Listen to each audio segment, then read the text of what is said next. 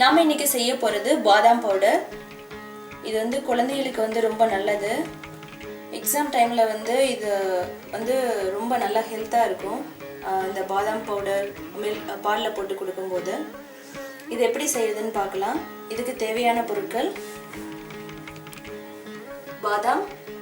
பாதாம் வந்து 1 கப் எடுத்துக்கலாம்.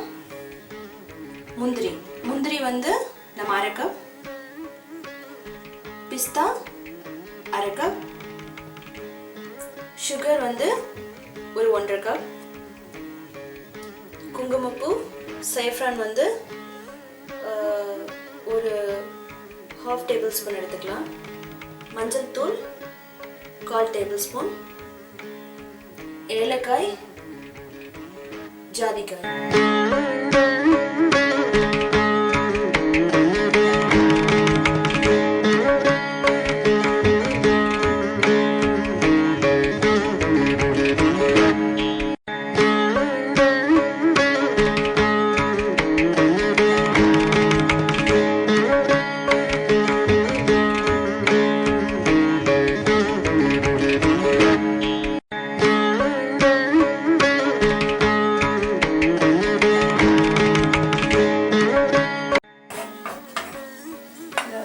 பாதாம் வந்து என்ன ஆயிடுச்சு அப்படின்னா நல்லா வறுத்தாச்சு. இதை வந்து நம்ம போடுறோம். இதை வந்து கொஞ்ச நேரம் ஆற விடணும். நல்லா ஆற விட்டதுக்கப்புறம் அரைக்கணும்.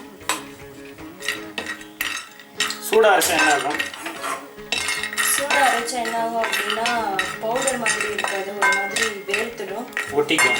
ஒன்றோட ஒன்று அது பவுடர் மாதிரி வராமல் வந்து ஒரு மாதிரி பவுடர் வந்து கெட்டி ஆகிடும்.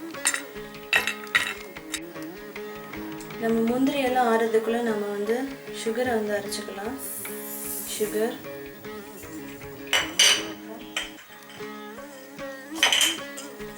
ஏலக்காய் வந்து தோலோடையும் போடலாம், இல்லைன்னா அந்த தோல் எடுத்துட்டு நம்ம அந்த விதையை மட்டும் போடலாம்.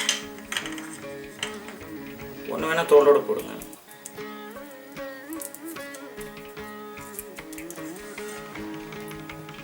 இதுக்கப்புறம் வந்து நம்ம இந்த குங்குமப்பூ சேஃப்ரான் இதை வந்து நம்ம ஆட் பண்ணுறோம்.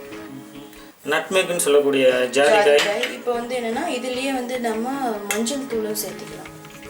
இதில் நம்ம அரைக்கும் போது மஞ்சள் பொடி கலரும் கொடுக்கும், உடம்புக்கு நல்லது. இது வந்து உடம்பு சரியில்லாமல் இருக்கும்போது கூட நம்ம மஞ்சள் தூள் பால் குழந்தைய குடிக்க மாட்டாங்க. இப்படி சேர்க்கும்போது என்ன ஆகும் அப்படின்னா குழந்தைகளுக்கு சளி எதுவுமே வராது. இப்போ வந்து ஜாதிக்காய் நம்ம வந்து ஆட் பண்ணுறோம். இது வந்து என்னென்னா ரொம்ப ஆட் பண்ண வேண்டியது இல்லை.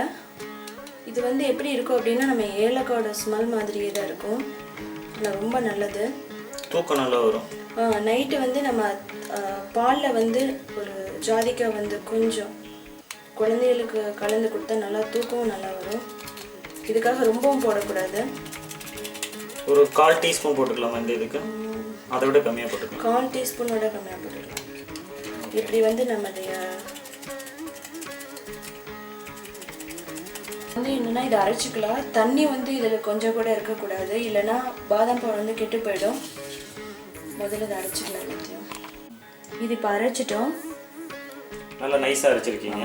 ரொம்ப நைஸாக அரைச்சிக்கணும், சாஃப்டாக இருக்கணும். இப்போ வந்து அரைச்சாச்சு.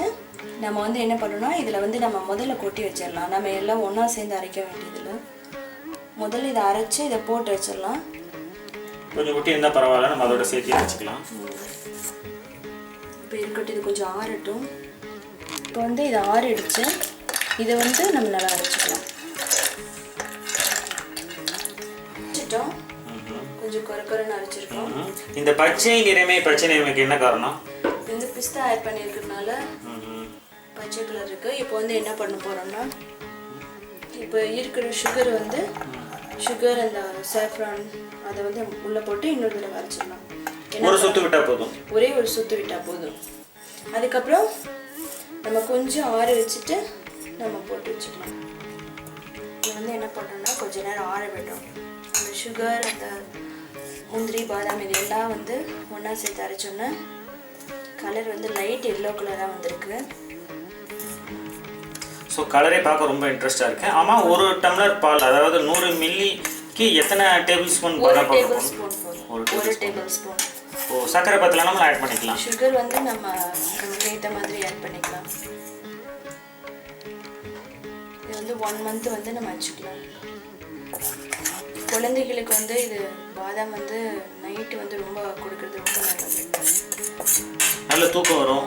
அதுவும் இல்லாமல் என்ன எக்ஸாம் டைமில் குழந்தைங்க வந்து நார்மலாக பாதாம் முந்திரி எல்லாம் தனியாக சாப்பிட மாட்டாங்க. காலையில் ஸ்கூலுக்கு போகும்போது ஒரே ஒரு டம்ளர் இது வந்து கொடுத்தோம் அப்படின்னா ஒரு கம்ப்ளீட் பிரேக்ஃபாஸ்ட் ரொம்ப நல்லா இருக்கும் அப்படின்னு சொல்லிட முடியாதுனாலும் ஓரளவு மேனேஜ் பண்ணலாம்.